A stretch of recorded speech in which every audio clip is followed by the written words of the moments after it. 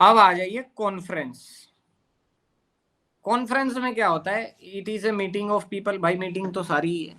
Who confer about a topic. Confer मतलब वही discussion वगैरह होना एक टॉपिक पर। It is a meeting where people come for discussion.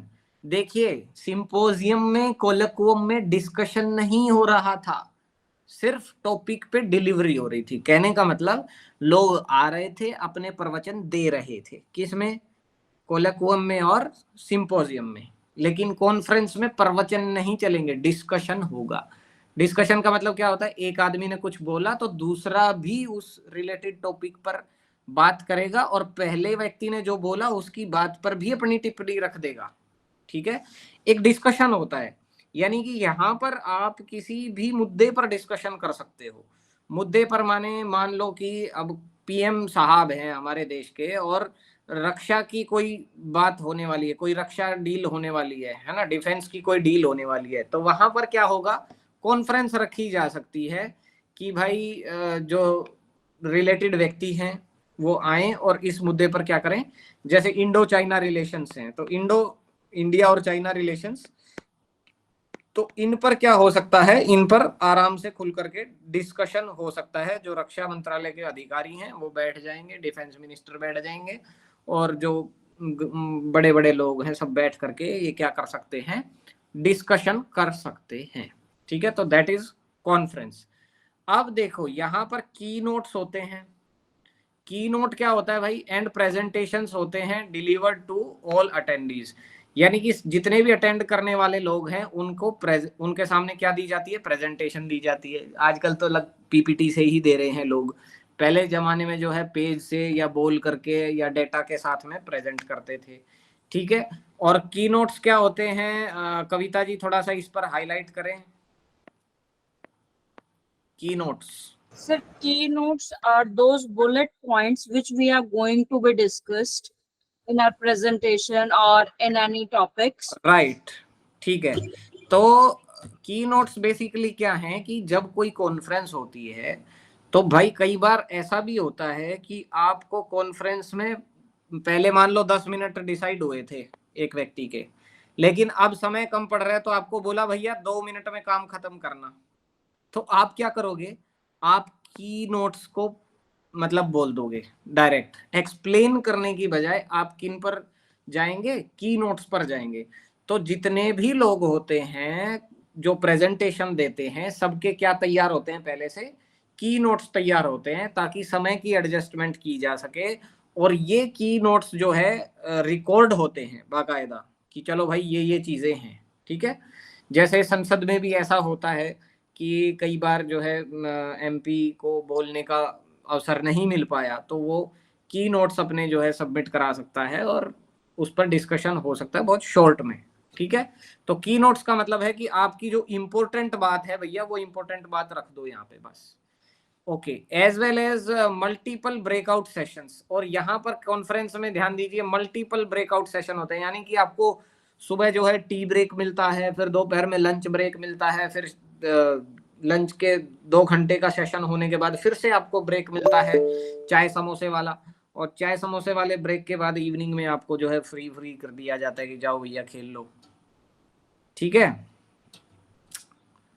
तो चलिए सिसोदिया वेलकम। बात समझ में आई कि कॉन्फ्रेंस में क्या होते हैं? मल्टीपल ब्रेकआउट सेशन होते हैं, यानी कि लंबी होती है भाई। यहां से ये बात क्लियर हो गया कि कॉन्फ्रेंस का जो टाइम है वो क्या होता है?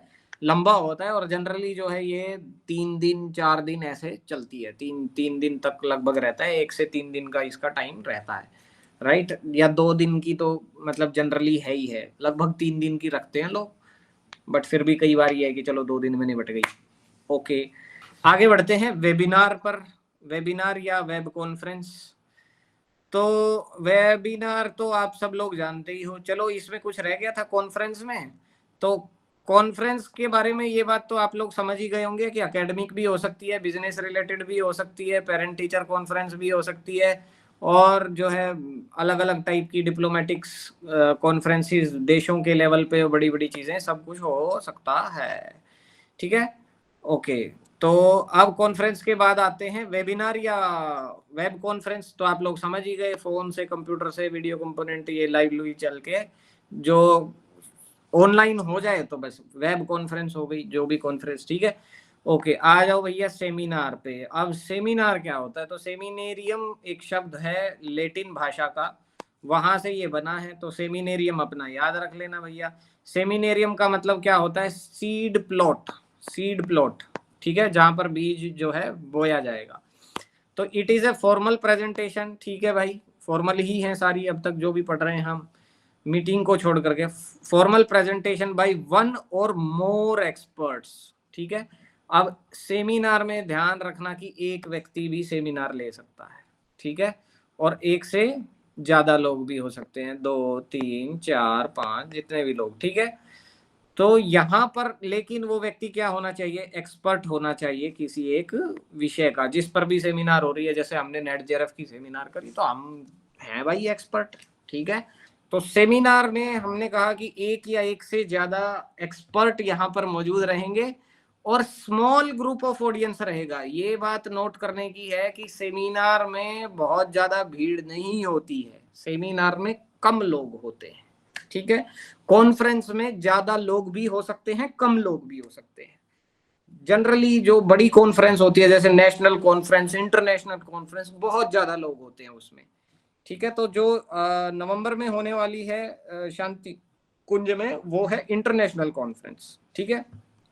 ओके, तो अब आगे बढ़ते हैं। और ये रेगुलर बेसिस पर हो सकती है। रेगुलर बेसिस का मतलब जैसे हमने कह दिया हर 3 महीने में होगी, ठीक है।